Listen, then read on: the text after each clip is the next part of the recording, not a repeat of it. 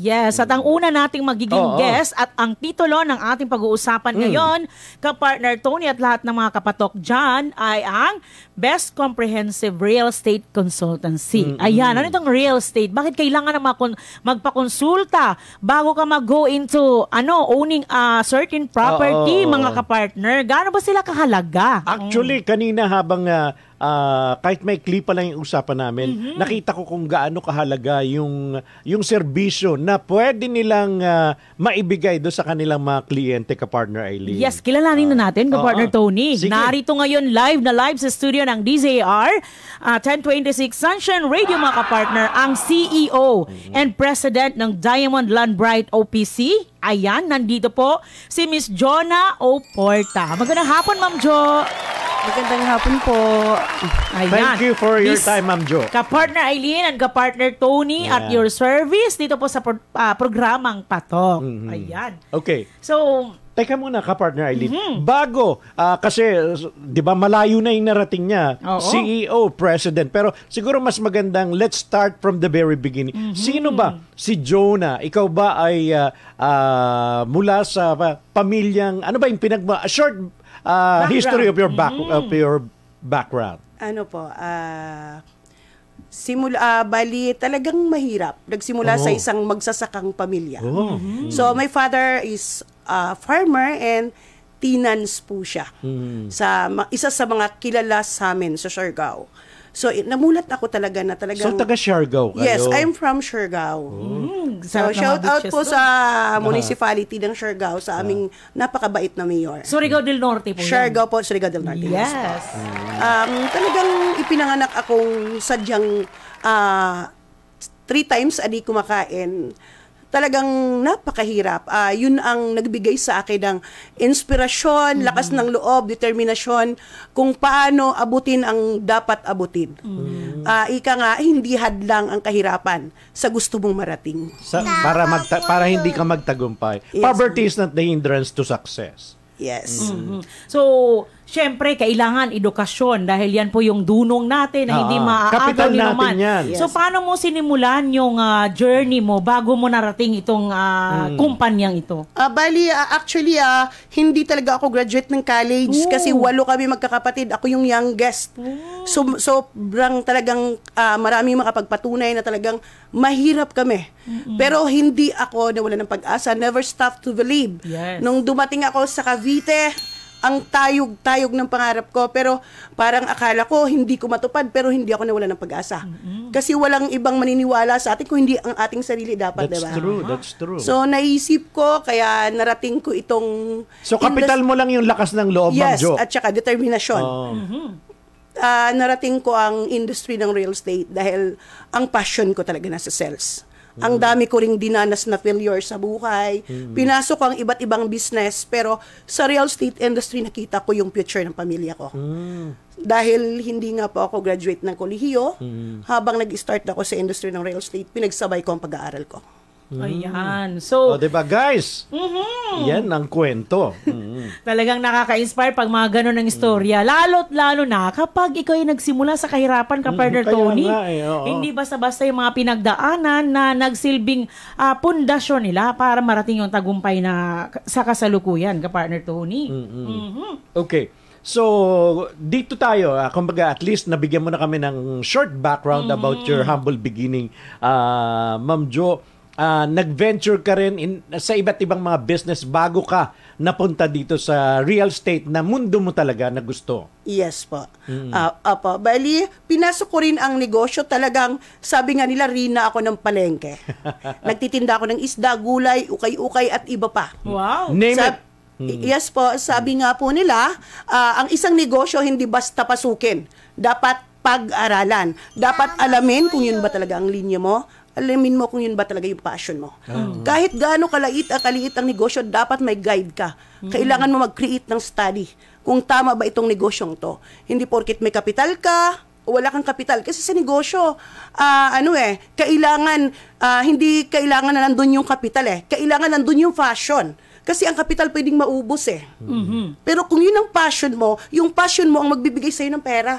Yun. Nasabi niyo po, ang dami niyo pong pinasok na diskarte at ibang negosyo. Paano mo nalaman na dito pala sa real estate, ito na ang talagang dapat na i-focus ko? Dahil nakita ko dito sa industry ng real estate. Yes. Dapat determinasyon, dedikasyon, hard work, at talagang yung passion.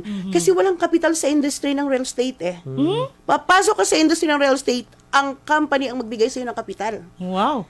So, pag once nakitaan ka ng company na may potential ka at magbibigay ka ng magiging productive sa company nila, ikaw ang hahabulin nila. Tama. At yun ang nangyari sa iyo. Yun po yun. Doon ako nag-start. Dahil nga doon sa pagpupursigi mo na gawin yung drive mo, na i-push mo talaga yung gusto mo. Nakita nila yon. Yes po.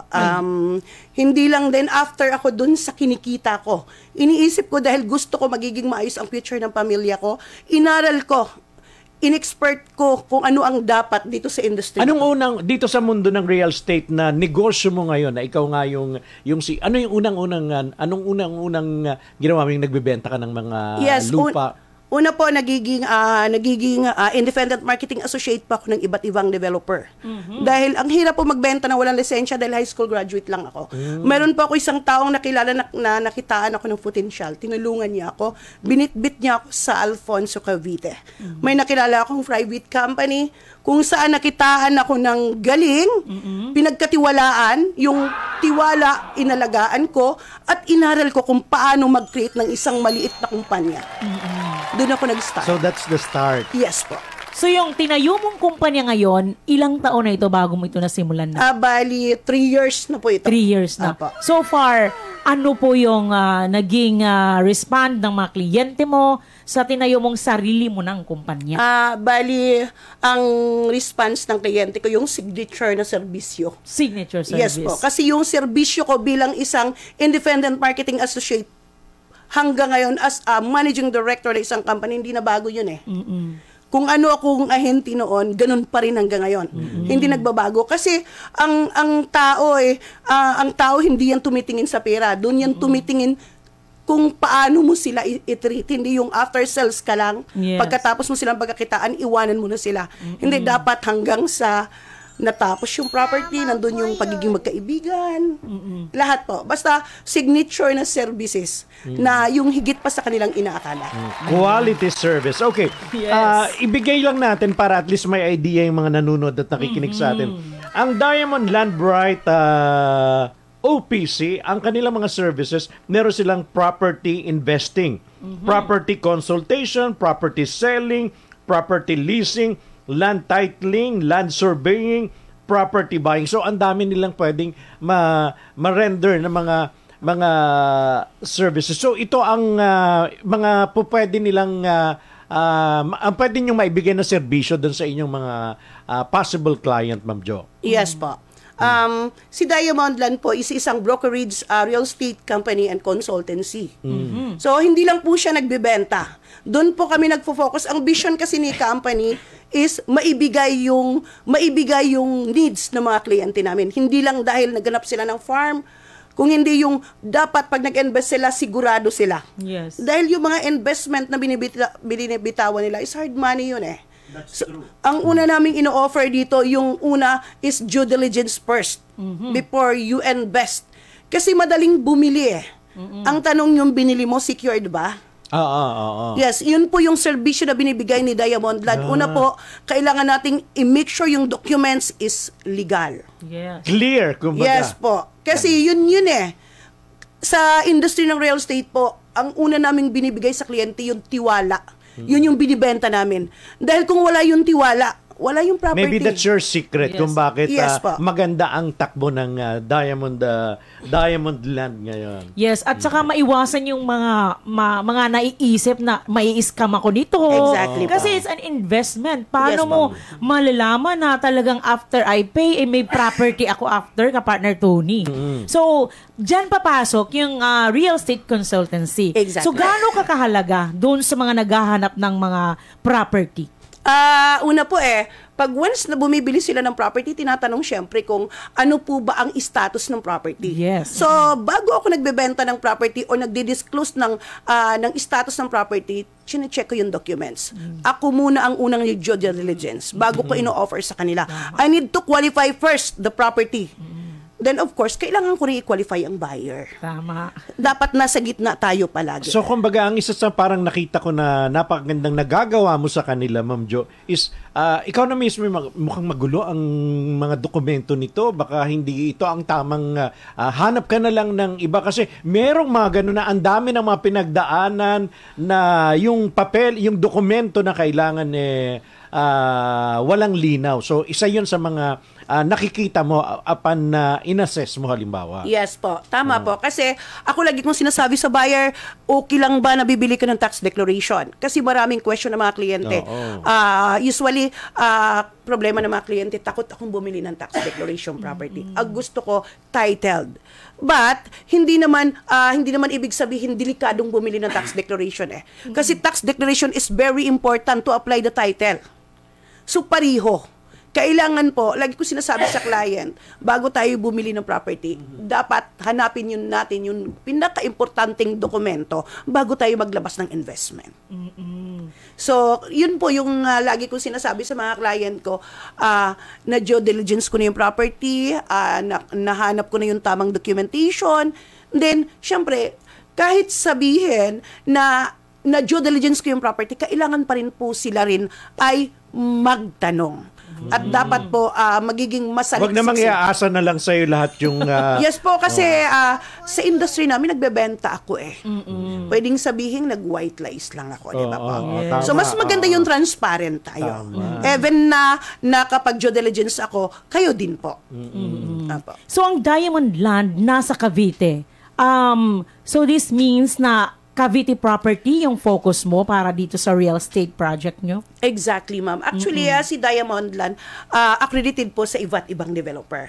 We're selling project condominium, house and lot, pero nakafocus kasi kami talaga sa farm.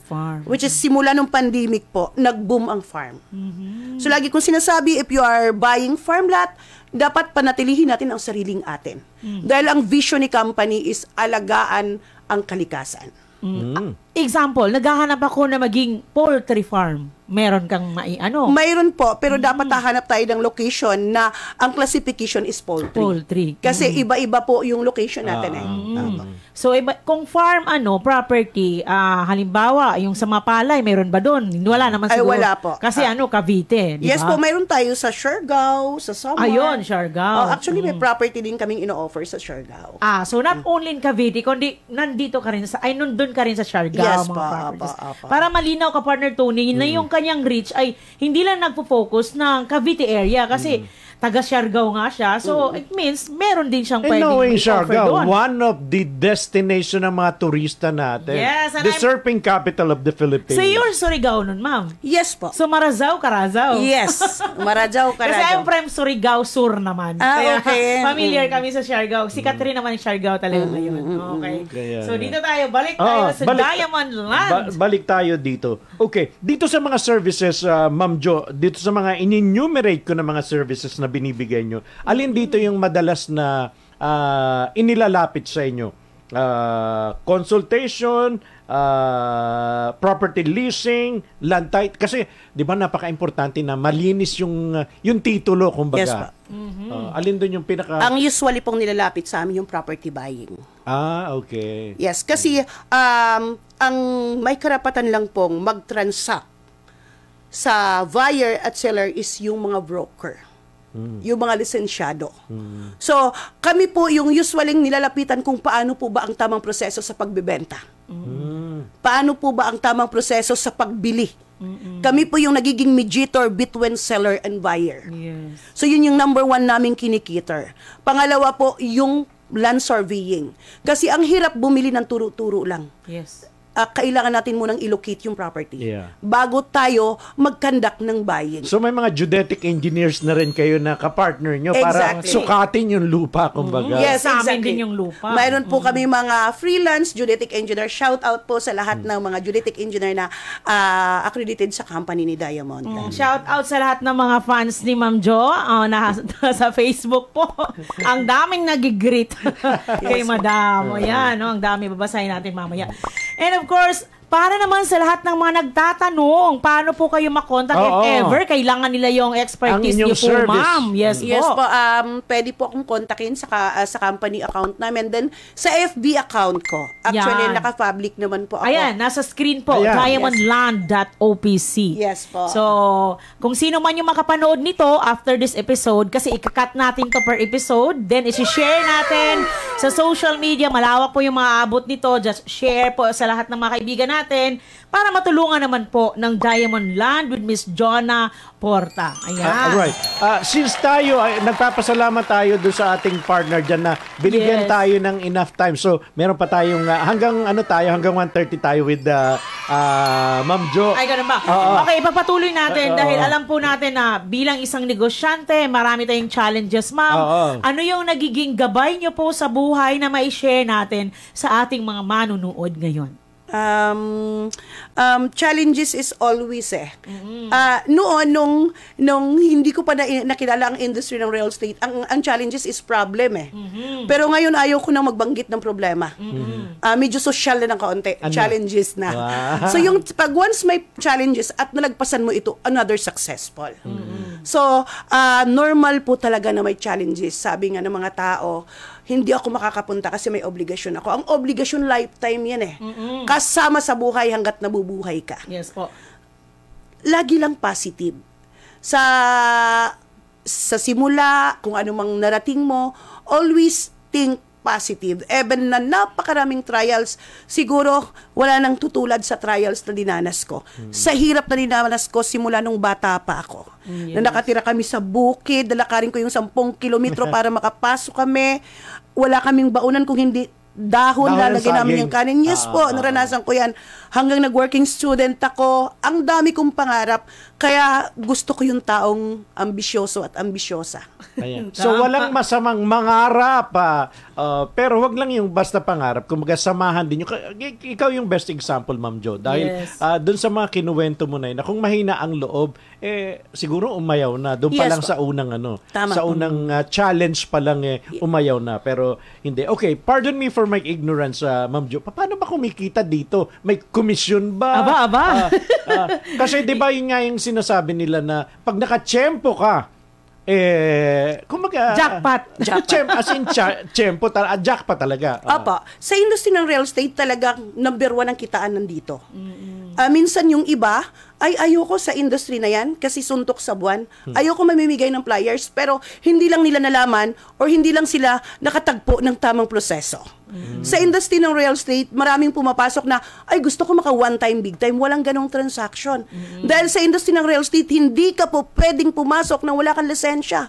Ang brokerage po ngayon is isang kurso na. Yes. Hindi po pwedeng sabihin ahente ka lang, ahente ka lang. Ang ahente ngayon ay isang profesyon na. Na hindi mo pwedeng ipagwalang bahala.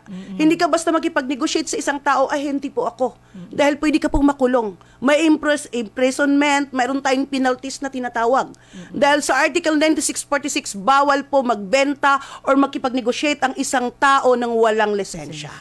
So, kailangan natin magpa-accredit sa isang brokerage company na mayroong lisensya na pwede kang i-supervise. So, big time ka na pala, Ma'am Jo. Hindi naman po ganun. So, ang pwede lang kay ka-partner Tony ay mag-refer muna kasi Exactly kailangan po. mong magkaroon ng lisensya. Exactly po. ka-partner. Pwede po madaling kumuha ng lisensya. Basta tayo ay naka-72 graduate. So, may Pwede mga na po. proseso din. May at proseso po. qualifications. Kailangan po talaga. Kailangan natin sumunod sa batas. Kasi unfair naman po sa ibang lumaban ng patas. Tama. Ayan. Okay. Ayan. Dito naman tayo sa kompetisyon, Miss Jo. Kasi ang dami-dami mga naging katulad mo, nag-involve din sa real estate. So, ano ba yung edge na meron ang Diamond Land compare sa iba? Bakit dito kayo sa service ko? Actually, mas gusto ko yung marami kang kakompetition. Kasi the more na maraming kakompetition, magiging healthy ka. Yes. Lalo kang gagaling. Gagawa ka ng strategy mo na hindi naman sinasabing ayaw mong malamangan. Yes. Yun yung tinatawag na pag nagtinda ka ng isda, pag magkakatabi, madaling maubos. Kanya-kanyang strategy, kanya-kanyang diskarte. Sa Diamondland, wala naman po kaming ibang pinagmamalaki kung hindi yung transparency, integrity, yung pagiging makatotohanan. Nilalatag namin yung katotohanan. Isa lang po ang sekreto ni Diamondland. Ang binibenta namin dito is tiwala. Yun talaga. Ang Trust. serbisyong binibigay namin is tiwala. Pag nakuha mo yung tiwala, talagang inaalagaan yan Yes na po. hindi masira. Tama Kapartner po. Tony. Ayun. Ayan. O, 'di ba? Parang in a very short period of time ka, partner Oo. Eileen. Ang dami nating nakita, and na-inspire ako dun sa shinare mo, Ma'am Jo, na 'di ba? Yung pinagmulan mo up to the time na narating mo itong iyong estado ngayon, and hindi ka pa rin tumitigil. Sabi mo nga, the more na marami kayo dito sa inyong hanay, mas lalo kang nai-inspired to do more. 'Di ba? Parang gano'n naman talaga strategy. Oo. And of course, bago natin makalimutan yung mga live viewers natin ngayon, Sige. Si Miss Jamela Bendo Estopin, ayan, si Miss April Dimi, ay, kakilala mo siguro ito, ma'am, dahil talagang first time namin to na nababasa ngayon. And from Alfonso din, Danzer Di Mapilis. Ayan, hi, good afternoon daw, ma'am. Then magandang hapon po, watching from Cavite, from Dasmariñas, Eric Sayaman. Ayan, Kali Manzano, Gilbert Lanerip, Remelin Kamingi, Agnes Porta, Banje Glorioso, sino pa to? Remelin Kamingi, Cherilyn Lanillo, ito, ang iba mga followers na ng programa natin. Chiclet, Banjo Malagasa, ang dami. So, makinig lang po tayo dahil marami pang episode, marami pa po tayong magiging talakayan sa programang ito. Hindi lang itong motivation natin sa pagiging real estate agent or maging part po ng industriya ng real estate. O, di ba? Ayan. So, Ma'am Jo, siguro bago tayo magtapos this afternoon, invite them once again, yung mga viewers natin, na kung kailangan nila ang inyong serbisyo, ang maraming serbisyo, tawagan mo, nasa yung pagkakataon, invite them. Okay, sa lahat ng viewers, sa lahat ng nanonood at manonood pa, sana ma-inspire kayo sa kwento ng buhay ko. Then, si Diamondland po ay handang magbigay ng 100 or 120% na serbisyo. More than 100%. Opo. Higit pa sa inyong inaakala, sabi ko nga, kasabihan ko. Kami po ay nagbibigay ng serbisyo kahit saang sulok dito sa Pilipinas. Yes po. Opo, yung pagkukonsulta ng property kahit walang bayad, okay lang po. Huwag mo ko sisingilin ha, doon sa tinanong ko sa'yo. Ay, wala po. Just kidding. Shout out po pala, sir. Shout out ko lang po yung napakabait naming Mayor sa Alfonso Cavite. Wow. Mr. Randy, salamat. Kasama ng kanyang mga LGUs and Vice Mayor po. Yes. Very promising ang Cavite. Alfonso Cavite ay wedding destination ngayon, di Yes. ba? Nabanggit natin at napag-usapan. Sana po, Mayor, ma-feature namin soon ang inyong lugar. Ang daming magagandang lugar. Actually, recreation, ang dami ng pasyalan. Kumbaga, hindi mo na kailangan lumuwas ng Manila eh. Kung mall ang hanap mo, ang dami na rin mga malls dyan. Yes. Kung pasyalan, kung beach, meron pa rin naman silang beach dyan sa Naik. Ang dami pa rin naman mga dagat dyan. Yes, and yung mga development dyan, magpapasalamat sila dahil maraming maging, kumbaga, real estate dyan na di-develop dahil Yes. maraming mga consultancy rin. O, diba? So, thankful. Bawat isa nagkakaisa dyan. Ma'am Jo, maraming salamat for sharing your story. Nakakatuwa, naka-inspire ang iyong kwento. No nga. Parang tayo ang naturuan ngayon, kapartner Tony. Actually, oo. With the, yung mga sinabi mo, ma'am, ay Yung talagang kwento ng buhay mo. Although naranasan ko rin na papasok sa schools, walang lunchbox nun eh. Lunchbox eh. Dahon ng saging. Yes. Lalagyan mo ng konting asin, lalagyan mo din yung kanin at doon mo lalagay yung diba? Naranasan. Anyway, Okay. Ma'am Jo, maraming Thank you salamat. so much, Good luck. Miss Jo. And hope to see you soon again pagka bumili na kami ng property dyan sa Cavite. Thank you Ayan. po. Thank you very much. Thank you po.